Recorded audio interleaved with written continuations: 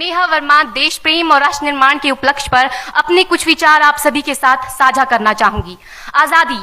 आजादी का असली मतलब वही समझ सकता है जिसने कभी गुलामी की हो। हम सौभाग्यशाली हैं कि हमने स्वतंत्र भारत में जन्म लिया।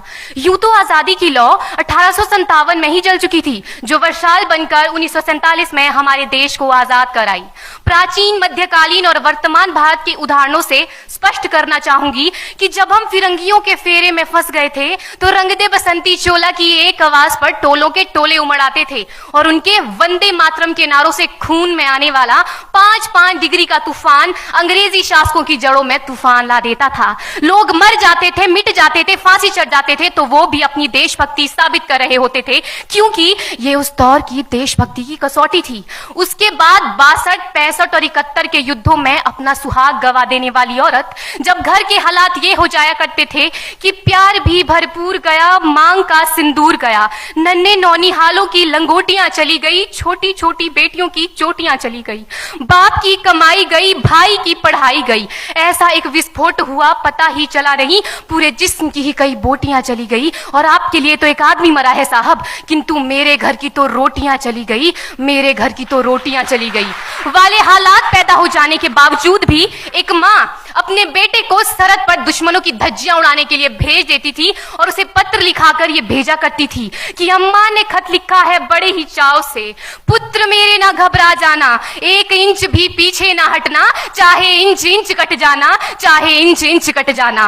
इस तरह पूरा परिवार अपनी देशभक्ति साबित कर रहा होता था।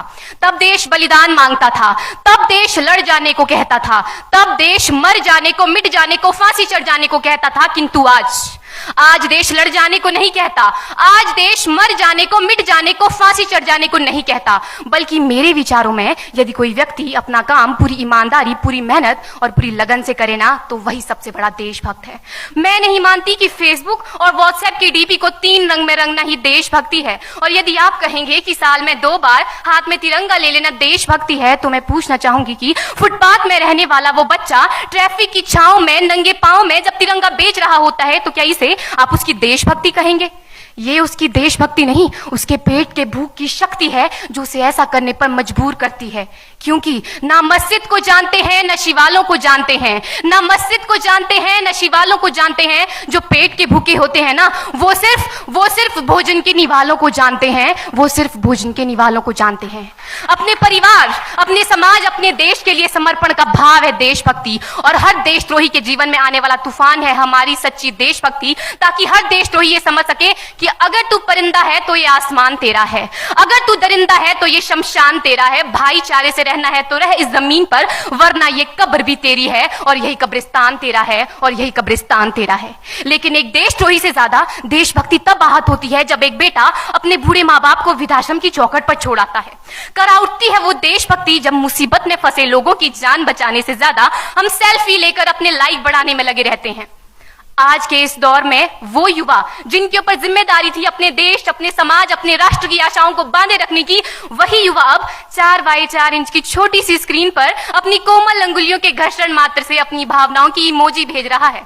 4 बोतल वोडका काम मेरा रोज का ने भारत का भविष्य तबाह कर रखा है।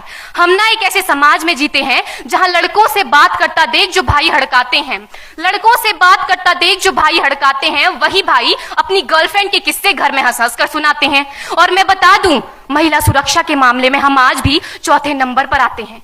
हम ना एक ऐसे समाज में जीते हैं जहां पत्थर की मूरत को लगते हैं 56 भोग और भूखे नंगे तड़पते सो जाते हैं लोग, भूखे नंगे तड़पते सो जाते हैं लोग। मजदूर को मजदूर समझिए, मजबूर नहीं। गरीब को काम दीजिए, दान नहीं। और अगर दान देने के इच्छुक हैं तो जीते जी रक्तदान दीजिए और मरने के बाद अंग दान देकर किसी मरते हुए को जीवन दान दीजिए। यही सच्ची देशभक्ति और यही सच्चा राष्ट्र प्रेम है।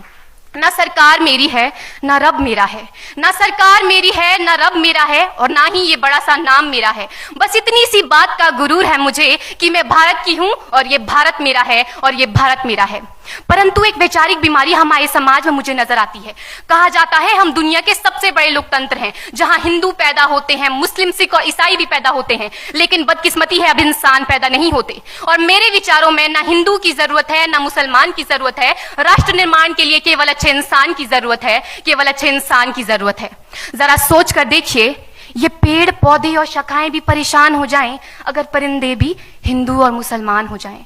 एक शैक्षणिक बीमारी भी हमारे समाज में मुझे नजर आती है और बड़े ही आश्चर्य की बात है, जिस देश ने पूरी दुनिया को तक्षशिला और नालंदा देकर के विश्वविद्यालय शिक्षा की बुनियाद रखी, आज विश्व के 100 सर्वश्रेष्ठ विश्वविद्यालयों में हमारा एक भी विश्वविद्यालय खड़ा नहीं हो पाता। जहां एक और हमारे पास IIT, IIM और NIT जैसे शिक्षण संस्थान हैं, तो वहीं दूसरी ओर इस देश के गरीबों को बेरोजगारी की जमात में खड़ा करने के लिए उनके हाथ में सर्व शिक्षा अभियान का झुंझुना पकड़ा दिया जाता है।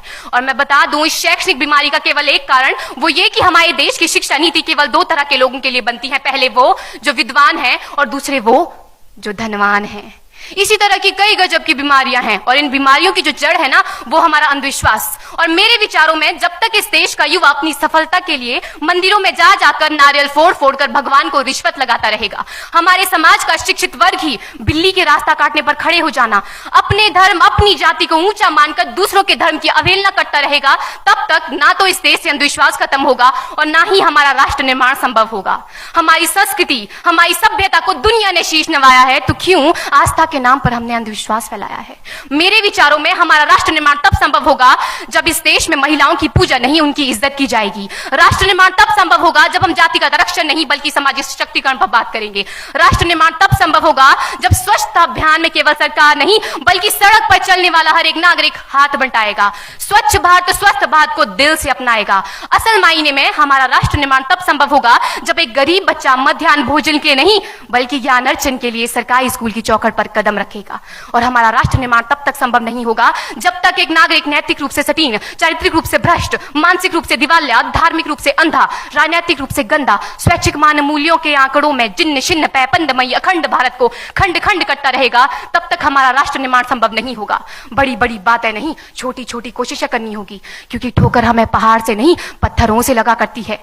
I being an Indian, I being a student, I being a symbol daughter of this motherland feel proud to be an Indian। और मैं सैल्यूट करना चाहूंगी सरहद पर दिन रात हमारी रक्षा के लिए खड़े हर उस जवान को, इस देश की पुलिस, प्रशासन और किसान को, और इस देश के हर उस व्यक्ति को जो अपना काम पूरी ईमानदारी, पूरी मेहनत और पूरी लगन से करते हैं, जिनके बिना राष्ट्र निर्माण की कल्पना करना भी असंभव सा लगता है। और आज इस मंच पर पूरी जिम्मेदारी के साथ मैं भारत की बेटी ये कहती हूं कि हमारा राष्ट्र निर्माण तब संभव होगा जब हम सभी, मैं, आप, हम सब मिलकर प्रयास करेंगे, क्योंकि हमारे देश की जिम्मेदारी नहीं है हमें आगे ले जाने की, हमारी जिम्मेदारी है अपने देश को आगे ले जाने की, अपने राष्ट्र को आगे ले जाने की, अपने वतन को आगे ले जाने की।